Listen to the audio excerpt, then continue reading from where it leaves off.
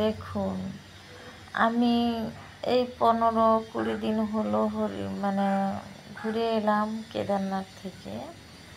তো যার যেখানেই বাড়ি হোক, আসতে হবে হাওড়া। হাওড়া থেকে হরিদ্বার যাওয়ার ট্রেনের টিকিট করতে হবে। টিকিট, সাধারণ টিকিট আছে 1000 টাকা। তাহলে আপনি যদি যাওয়া আসার টিকিট কাটেন তাহলে 2000 টাকা। এই মিটে গেল হরিদ্বার অবধি যাওয়া আসা ট্রেনের সমস্যা। কতটা টাকা খরচা হবে আমি তাই মাথা ঠান্ডা করে পুরো হিসেবটা দিচ্ছি। তো বাড়ি থেকে কোথা থেকে আসবেন সে 100, 200, 500 কী খরচা হবে আমি জানি না, কিন্তু হাওড়া অবধি, কিন্তু হাওড়া থেকে 2000 টাকার টিকিট কাটবেন কীভাবে? যে ধরো আপনি যাচ্ছেন 1 তারিখে ট্রেনে উঠবেন, তাহলে 1 তারিখ থেকে আপনি 10 তারিখ অবধি, মানে 10 তারিখে আবার ট্রেনে উঠবেন, এইভাবে টিকিট করবেন। বা হ্যাঁ, 10 তারিখ, 10 দিন হাতে নিতেই হবে। টিকিট করলে তাহলে আপনার আসার সময় আর ট্রেনের সমস্যা হবে না। ট্রেনের টিকিট হয়ে গেল। এবারে আপনি হরিদ্বারে নামবেন। নেমে ওখানে ধর্মশালা আছে, নামটা ধর্মশালা কিন্তু বাড়ি 3-4 তলা। ওখানে আপনার 200 টাকারও ধর্মশালার রুম পাওয়া যায়, আর 800 টাকারও পাওয়া যায়। আপনি ধর্মশালায় থাকবেন, তাহলে আপনার ওখানে রোজ 200 টাকা ঘর ভাড়া যাবে। এবারে খাওয়া দাওয়া আপনার ব্যাপার, আপনি যেরকম সেভ করে খাবেন সেই রকম আপনি বুঝবেন। এবারে আপনার পরের দিন হরিদ্বার থেকে আপনাকে যেতে হবে কেদারনাথের উদ্দেশ্যে। আপনি বাস স্ট্যান্ডে যাবেন, বাস যাচ্ছে, ওরা 1000 টাকা করে নেবে, আপনাকে সনপ্রয়াগে নামিয়ে দেবে। সনপ্রয়াগ থেকে 6 কিলোমিটার আপনি হেঁটে যেতে পারেন, বা 2 কিলোমিটার হেঁটে গেলে গাড়ি যাচ্ছে, ও আবার 2 কিলোমিটার নিয়ে গিয়ে ছেড়ে দিবে, আবার 2 কিলোমিটার হেঁটে যেতে হবে গৌরীকুণ্ডে, যেখান থেকে আমাদের কেদারনাথ যাত্রা শুরু হবে। আপনি হোটেল ভাড়া না থেকে আপনি ওখানে কোথাও খাবেন, ওটা তো দেবভূমি, পুরো হরিদ্বার থেকে নিরামিষ, কোথাও মাছ, মাংস, ডিম, শুকা কাঁকড়া ওসব কিচ্ছু নেই। ছোট বড় বুড়া সবাই নিরাম। ওখান থেকে তুমি গৌরীকুণ্ডে কিছু খেলে, হোটেলে খেয়ে তুমি যদি বলো 1 ঘন্টা 1/2 ঘন্টা কোথাও বসে বিশ্রাম নিয়ে আমি ঘর ভাড়া নেব না, আর যদি বলো ঘর ভাড়া নেবে, তাহলে ওই বাজারের মধ্যেই 1000 টাকা 1200 টাকা ঘর ভাড়া পেয়ে যাবে। তো ওখানে জিনিসপত্র রেখে দিয়ে শুধু হাতে যেতে হবে। কেদারনাথ ব্যাগ ফ্যাগ নিয়ে গেলে সমস্যা। যেতে হবে কি নিয়ে? একটা রেইনকোট, একটু কর্পূর, একটু তুলো, একটা মাস্ক, মুখে মাস্ক। তুলোটাতে কর্পূরটা দিয়ে মাস্কটা পরবে যখন অক্সিজেনটা হবে, কম হবে। এবারে তোমাকে, হ্যাঁ, তার মাঝখানে পাহাড়ে ওঠার আগে তোমাকে রেজিস্ট্রেশন ঘর থেকে অনলাইনে করতে হবে। পাহাড়ে ওঠার আগে ওখানেও রেজিস্ট্রেশন করতে হবে। করার পরে তারপরে তোমাকে ছাড়বে কেদারনাথের রাস্তায়। এটা কিন্তু আছে, গৌরীকুণ্ডেও তোমাকে রেজিস্ট্রেশন করতে হবে। আর অনলাইনে তো আগে থেকে করে রাখবে, নাহলে কিন্তু আপনি বিপদে পড়ে যাবেন, আপনাকে যেতে দেবে না, ফেরত আসতেই হবে। তাই অনলাইনটা একদম মাস্ট, বাড়িতে অনলাইনে করে নেবে, মানে রেজিস্ট্রেশনটা। তারপরে আপনি যখন পাহাড়ে উঠতে যাবেন, ওখানে পুলিশ ক্যাম্প আছে, ওখানে আপনাকে দেখে নেবে, ভেরিফাই করে আপনি রেজিস্ট্রেশন করেছেন কি না। তারপরে তোমাকে পারমিশন দেবে পাহাড়ে ওঠার জন্য।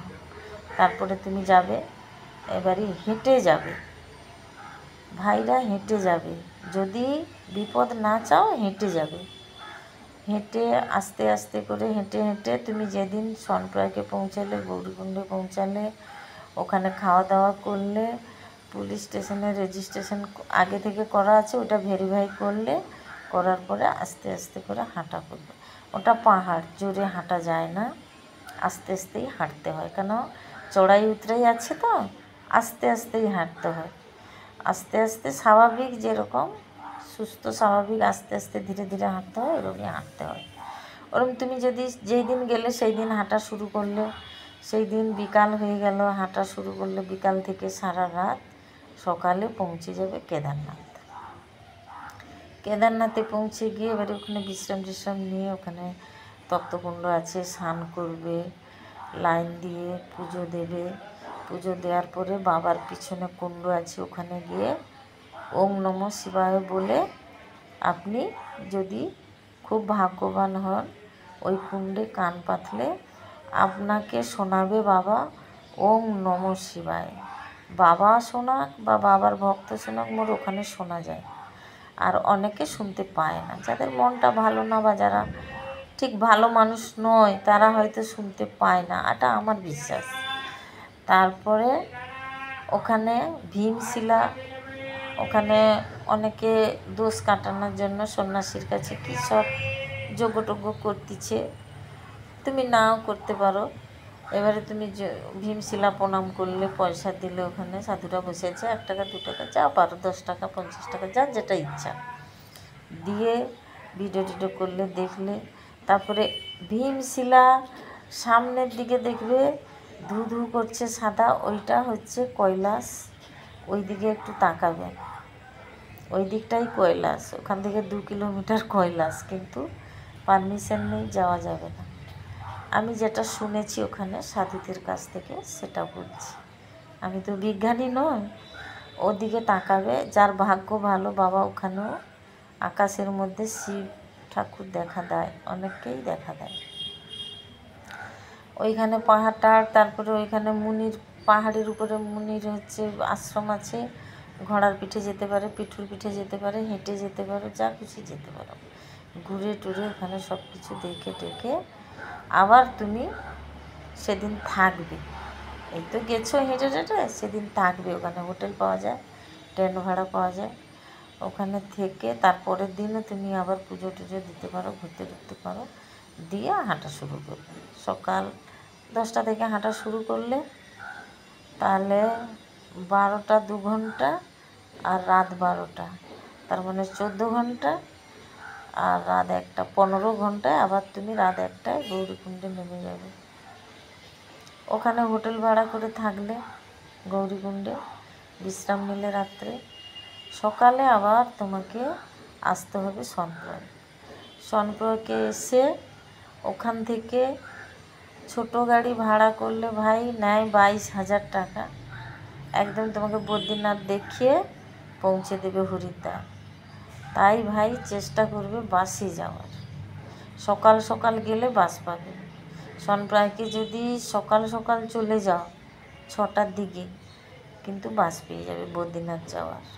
এবারে কেদার গেলে বদ্রী যেতেই হবে। কেন, যত গা হাত ব্যথা দুঃখ জ্বালা হয়েছে তোমার, আমি দেখলাম বদ্রীনাথে গিয়ে তপ্তকুণ্ডে গা ধুয়ে সব হাওয়া 2 মিনিটে। এবারে তুমি যাবে বদ্রীনাথ গিয়ে ওখানে পুজো টুজো দিয়ে তোমাকে বাসের খবর নিতে হবে, নাহলে ওখানে সেদিন থেকে গেলে তারপরের দিন বাস ধরে তুমি আসবে হরিদ্বার থেকে আবার তোমাকে যেতে হবে গঙ্গোত্রী যমুনোত্রী বাসে করে বা ছোটো গাড়ি করে, যেটা তোমার টাকা যেরকম থাকবে। তবে বাসে করে গেলে তোমার কম খরচা, তোমার এদিক ওদিক করে 20,000 টাকা লাগবে বাসে টাসে যদি জার্নি করো। আর যদি ভাই তুমি আমরা যেরকম গেলাম, অনেক টাকা খরচা, পুরো 60,000 টাকা খরচা হয়ে গেছে। আর আপনারা যদি বাসে করে ঠিক সময় মেনটেনেন্স করে যেতে চাও, তাহলে কম খরচা হবে। 20,000 টাকা যে কোনো মানুষ, স্বাভাবিক মানুষ খরচা করতেই পারে আর তীর্থ করতেই পারে। কিন্তু ওই আমাদের মতো গাড়ি ভাড়া, পিঠু ভাড়া, ঘোড়া ভাড়া, প্রচুর টাকা খরচা।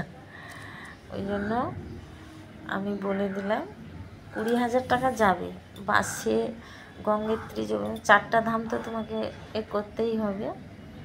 তো আমরা করেছি, টাকা অনেক খরচা হয়েছে, যা দেখেছি অনেক দেখেছি। তারপরে গঙ্গোত্রী যমুনোত্রী ঘুরে এসে আবার একদিন হরিদ্বার থেকে যেতে হবে তোমাকে নীলকণ্ঠ বাবা মন্দির, সেখানে রামঝোলা, লক্ষ্মণঝোলা তো এখন বন্ধ, রামঝোলা ওখানে মন্দির টন্দির পুজো টুজো দেওয়া, গঙ্গা স্নান যা কিছু করতে পারো, অনেকে গা স্নান করছে। ওইখান থেকে হয়ে তুমি হচ্ছে আশেপাশে ঠাকুর টাকুর দেখে ঘুরে টুরে এলে হরিদ্বারে। আর আমরা তো গেছিলাম দেরাদুন, মুসুরি, আমরা গেছি যখন ওই পারে সবগুলো দেখে এসেছি, তার জন্য টাকাটাও খরচা হয়েছে। এই হচ্ছে ঘুরতে যাওয়ার পুরো ডিটেলস। আপনার হরিদ্বার অবধি 2000 টাকায় যাওয়া আসা হয়ে যাবে। এবারে ওইখান থেকে শুরু হবে টাকা খরচার ব্যাপার। কিন্তু আপনি যদি বাসে করে করে ধরে ধরে ধৈর্য ধরে ধরে যান সময় দিয়ে, তাহলে আপনার কম টাকায় তীর্থ করা হয়ে যাবে। তবে 20,000 টাকা যাবে, যে যতই কিপটা হোক 20,000 টাকা যাবে, ঘর ভাড়া তো ছাড়বে না। আর কিন্তু ধর্মশালায় থাকার চেষ্টা করবে, তাহলে টাকাটা কম যাবে। এমনি হোটেলে খুব ভাড়া 1,500 আছে, 3,000 আছে। এগুলো ভিআইপিদের মতো করে থাকলে টাকা তো খরচা হবেই। কিন্তু ধর্মশালা বলছি বলে ধর্মশালা নয়, কিন্তু 3-4 তলা বিল্ডিং আর পরিষ্কার পরিচ্ছন্ন। আর ওটা হচ্ছে মোট, আগে ওই মোট তৈরি করেছিল, অনেকে হেঁটে হেঁটে যেত তো, তাই। তো এইভাবে তীর্থ করার, ওই দিকে দেবভূমি বা বলতে পারো কৈলাস, ওইখান থেকে কৈলাস একটুখানি, আর বাবার মুখ, দরজার মুখটা এই দিকে, আর পিছন দিকে ভীমশিলা, ভীমশিলার দিকে পিছন করে ওই দিকে তাকালে কৈলাস দেখা যাচ্ছে, মানে সাদা মতো মনে হচ্ছে বরফ, ওই দিকটা আমাদের সাধু বলল। এই ছিল আমার ভিডিও।